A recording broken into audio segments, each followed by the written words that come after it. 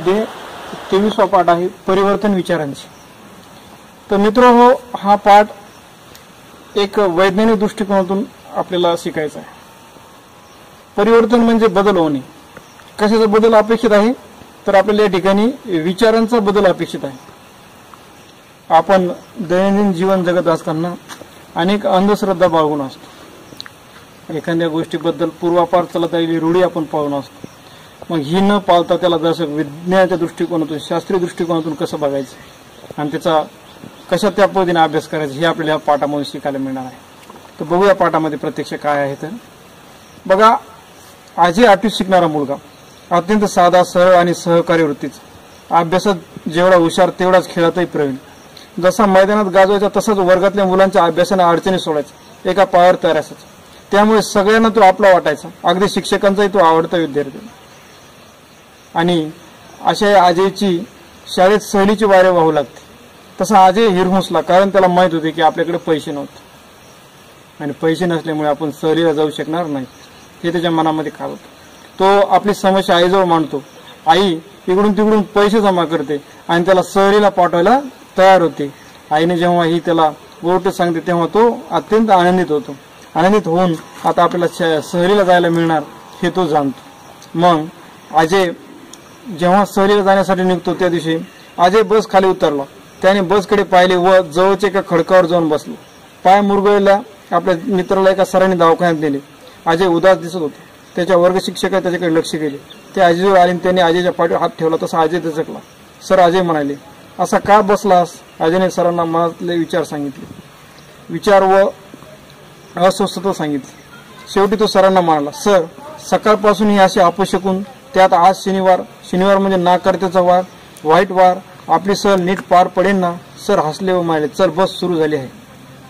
हे बघा, आता सहल निघाल्यामुळे सगळेजण आनंदित होते। अशामध्ये सहल एकदम निघाल्यानंतर रस्त्याला जेव्हा गाडले तेव्हा बसचं चाक पंक्चर होतं। अजय निघलेला असतो घरातून तेव्हा पाल चुकचुक करते। गाडीच्या समोरून मांजर जाते आडवी। या सगळ्या घटना अजयच्या मनामध्ये शंका तयार करतात। या गोष्टी त्याला अपशकून वाटतात। म्हणजे अपशकून वाटणाऱ्या गोष्टीमुळे तो एकदम उदास होऊन बसतो। आणि तितक्यात जेव्हा बस थांबलेली असते अशा वेळेला उतरताना एका विद्यार्थ्याचा पाय मुरगळतो। पाय मुरगळल्यामुळे त्याला दवाखान्यात नेले जाते। या सगळ्या गोष्टीवरून त्याच्या मनामध्ये एक शंका येते की शनिवार असल्यामुळे, मांजर आडवी गेल्यामुळे, पाल चुकल्यामुळे हे सर्व गोष्टी होणार आहे आणि आता आपली सहल चांगल्या प्रकारे पार पाडणार नाही। हे सर्व अपशकून बघून अजय अत्यंत त्रस्त होतो। थोड्या वेळाने बस चालू होते। मुलगाही दवाखान्यातून येतो। पुढे जेव्हा ती बस जाते आणि त्या सहलीच्या ठिकाणी मध्ये गेल्याच्या नंतर त्या ठिकाणी मुलं अत्यंत धमाल करतात। मन मोकळ्या पद्धतीने उड्या मारतात, भेंड्या खेळतात गाण्यांच्या, त्या उद्यानामध्ये फिरतात, निसर्गाचा आनंद घेतात आणि सगळं काही आनंदी होतं। आणि जाता जाता नंतर शेवटी एकमेकाला सर्वजण बाय बाय करतात। अशा वेळेला सर पुन्हा अजयला बोलून घेतात। अजय त्याला बोलून घेतात, त्याला म्हणतात, खांद्यावर हात ठेवतात। सर म्हणाले, अजय कोणताही वार वाईट नसतो। तू तर विज्ञानाचा अभ्यास करणारा विद्यार्थी आहेस आणि असल्या अशास्त्रीय गोष्टीवर विश्वास ठेवतोस? अजयची चलबिचल झाली। तो कावराबावर राहून सरकडे पाहू लागला। सर पुढे म्हणाले, अरे विज्ञानाने किती प्रगती केली आहे, जग किती पुढे गेले आहे, रोज नवे नवे शोध लागत आहेत। आपण असल्या खोचट बिनबुडाच्या कल्पना धरून बसायचे? बाळा, आपण काही खात असू तर आवाज होतोच ना, स्वाभाविक नाही काही? आणि मांजर सजीव आहे म्हटल्यावर ते इकडून तिकडे फिरणारच, एका जागेवर बसून तर राहू शकत नाही। तिच्या येण्या जाण्याने आपल्या कसला अडथळा येऊ शकतो? बसच्या टायरला काही अनुकुचीदार उरले असेल, त्यामुळे बस पंक्चर झाली। अपशकून वगैरे काही नसतं।